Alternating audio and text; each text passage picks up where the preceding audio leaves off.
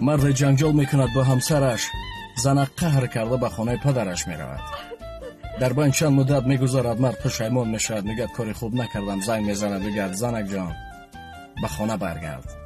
زن باشد این صدا رو شنیده میگه یک کاسه رو بگیر. مرد حیران میشه کاسه اینجا چی؟ میگه بگیر کاسه رو گرفتم. میگه به زمین پرتا. میگه پرتافتم.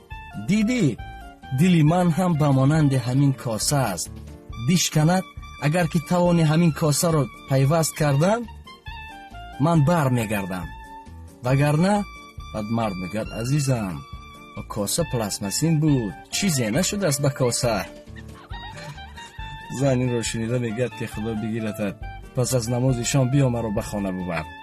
با این خاطر احتیاطشان کنید که به خانه مادر قهر کرده نروند. نگوید که خودت رفتی خودت برگرد. خود رو احتیاط کنید، شما رو دوست میدارم. خداحافظ.